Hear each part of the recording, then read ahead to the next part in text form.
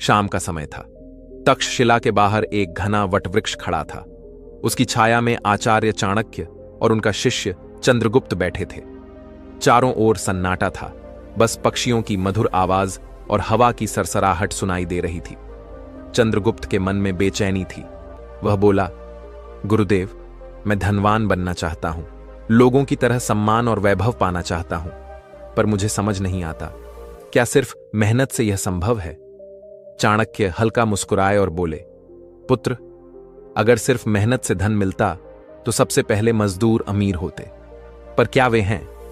चंद्रगुप्त ने सिर झुकाकर कहा, नहीं गुरुदेव। चाणक्य ने कहा, क्योंकि अमीरी का संबंध केवल परिश्रम से नहीं, सोच, दिशा और नीति से होता है। मेहनत तुम्हें थकाती है, पर बुद्धि तुम्हें चलाती है। उन्होंने आकाश की ओर इशारा करते हुए कहा, याद रखो, संसार में दो तरह के लोग होते हैं, एक जो अवसर की प्रतीक्षा करते हैं और दूसरे जो अवसर बनाते हैं। पहले वाले हमेशा दूसरों के आदेश पर चलते हैं, दूसरे वाले इतिहास में अपना नाम लिखवाते हैं। फिर उन्होंने कहा, यह पहला रहस्य है, धनवान बनने का अवसर की प्रतीक्षा मत करो, अवसर बनाओ। जो व्यक्ति कहता है मेरे लिए समय सही नहीं है, वह कभी आगे नहीं बढ़ता, और जो कहता है मैं अपने लिए सही समय खुद बनाऊंगा, वही राजा बनता है।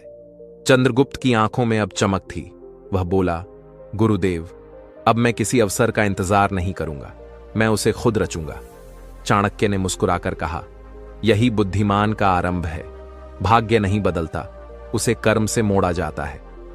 पहला रहस्य, अवसर की प्रतीक्षा मत करो, अवसर बनाओ, क्योंकि किस्मत उसी का साथ देती है जो खुद अपने भाग्य की राह बनाता है। चंद्रगुप्त ने पूछा, गुरुदेव, अगर अवसर खुद बनाना सीख लिया जाए तो क्या वही अमीरी की राह है? चाणक्य मुस्कुराए, अभी नहीं पुत्र, क्योंकि अवसर तभी उपयोगी होता है जब तुम समय का मूल्य जानते हो। चंद्रगुप्त ने जिज्ञासापूर्वक पूछा, गुरुदेव, क्या समय वास्तव में धन से बड़ा है? चाणक्य ने पास की रेत उठाई और अपनी मुट्ठी में भर ली। धीरे धीरे रेत उनकी उंगलियों से गिरने लगी। उन्होंने कहा, देखो, यह रेत समय है, तुम चाहो भी तो इसे रोक नहीं सकते। एक एक कण निकलता जाता है और जो इसे रोकने की कोशिश करता है वह खाली हाथ रह जाता है। फिर उन्होंने गहरी आवाज में कहा, यह दूसरा रहस्य है, समय का उपयोग सोने से भी अधिक मूल्यवान समझो।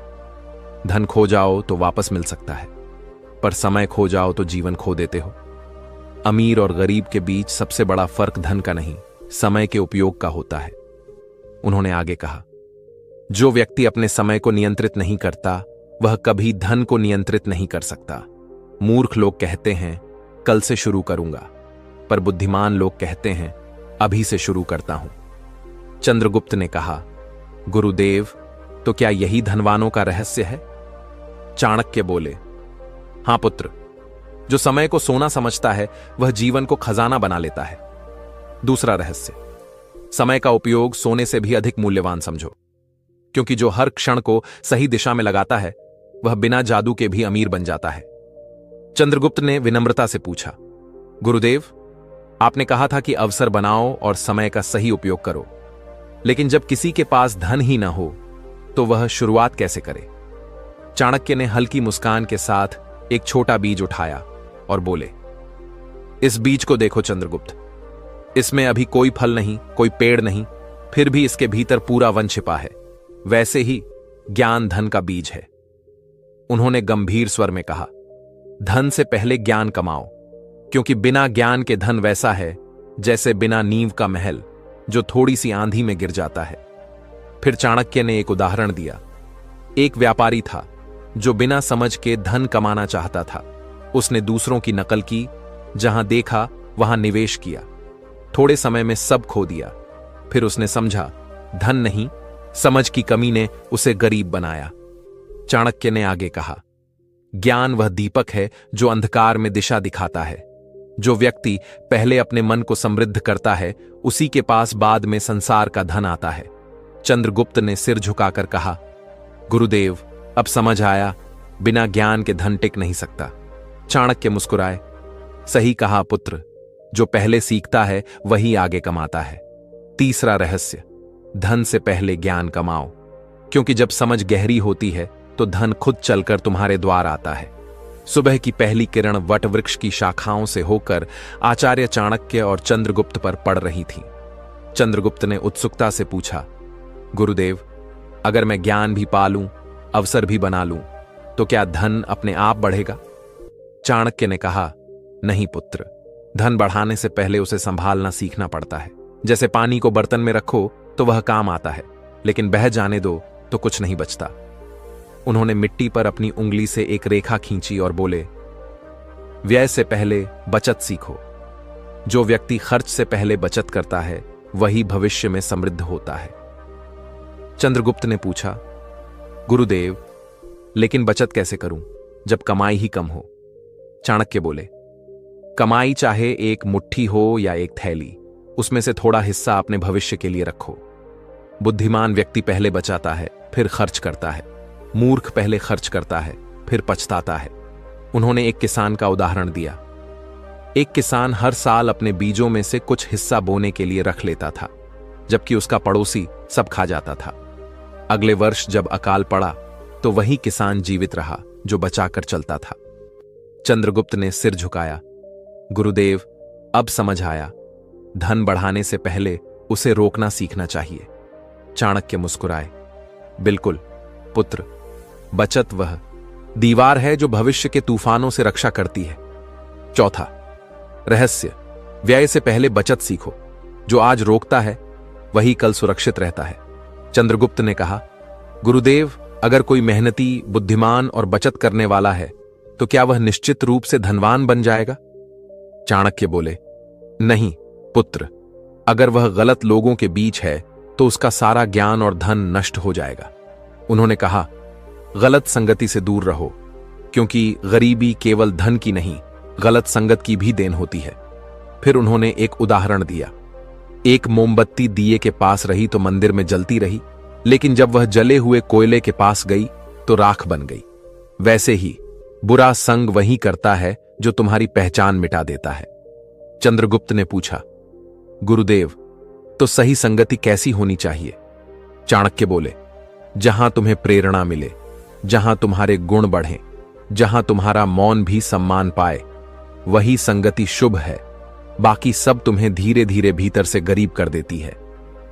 चंद्रगुप्त ने सिर झुकाकर कहा, गुरुदेव, अब समझ आया, धन से पहले संगति का चुनाव ही असली नींव है। चाणक्य बोले, सही कहा पुत्र, क्योंकि गलत संगत में ज्ञान अंधा हो जाता है और सही संगत में साधारण व्यक्ति भी राजयोगी बन जाता है। पांचवां रहस्य, गलत संगति से दूर रहो, क्योंकि बुरे लोगों के बीच रहकर सबसे बड़ा धनवान भी कंगाल हो जाता है। चंद्रगुप्त ने कहा, गुरुदेव, जब मैं व्यापार के बारे में सोचता हूं तो भीतर एक भय उठता है, कहीं घाटा हो गया तो। आचार्य मुस्कुराए, चंद्रगुप्त, जो व्यक्ति भय से ग्रस्त होता है वह अवसरों को देख ही नहीं पाता। व्यापार में सबसे बड़ा नुकसान डर होता है, न कि घाटा। जो व्यक्ति बुद्धि से काम करता है वह असफलताओं से भी शिक्षा लेता है। वे आगे बोले, सिंह जब शिकार पर निकलता है तो डरकर नहीं, ध्यान से चलता है। भय तुम्हें बांधता है, बुद्धि तुम्हें आगे बढ़ाती है। जो जोखिम से डरता है वह सफलता का स्वाद कभी नहीं चखता। अगली सुबह आचार्य चाणक्य अपने शिष्य को नदी के तट पर ले गए। वहां एक नाविक हर दिन की तरह एक ही समय पर अपनी नाव तैयार कर रहा था। चाणक्य बोले, देखो चंद्रगुप्त, यह व्यक्ति अमीर नहीं है, पर अनुशासन का धनवान है। हर दिन एक ही समय पर उठना, एक ही निष्ठा से काम करना, यही सफलता का बीज है। वे शांत स्वर में आगे बोले, धन वहीं स्थिर रहता है जहां अनुशासन और संयम का वास होता है। बिना अनुशासन के धन आ भी जाए तो टिकता नहीं। अनुशासन वह ताला है जो सफलता के खजाने की रक्षा करता है। एक दिन चंद्रगुप्त ने एक अमीर व्यापारी को देखा जो सोने के आभूषणों में लिपटा था। उसने गुरुदेव से पूछा, गुरुदेव, क्या यही धन का प्रतीक है? चाणक्य ने हल्की मुस्कान के साथ उत्तर दिया, नहीं चंद्रगुप्त, यह धन का नहीं, अहंकार का प्रतीक है। जो व्यक्ति दिखावे में खो जाता है वह धीरे धीरे अपने विवेक को खो देता है। वे बोले, धनवान बनने से पहले विनम्र रहना सीखो, वरना धन तुम्हें नहीं, तुम धन के गुलाम बन जाओगे। दिखावा धन को नहीं बढ़ाता, विनम्रता उसे स्थायी बनाती है।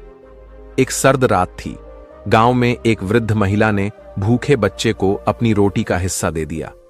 चंद्रगुप्त ने यह देखा और कहा, गुरुदेव, उसके पास तो खुद कुछ नहीं था, फिर भी उसने बांटा। चाणक्य बोले, यही तो समृद्धि का रहस्य है चंद्रगुप्त। जो देता है वही वास्तव में धनी होता है।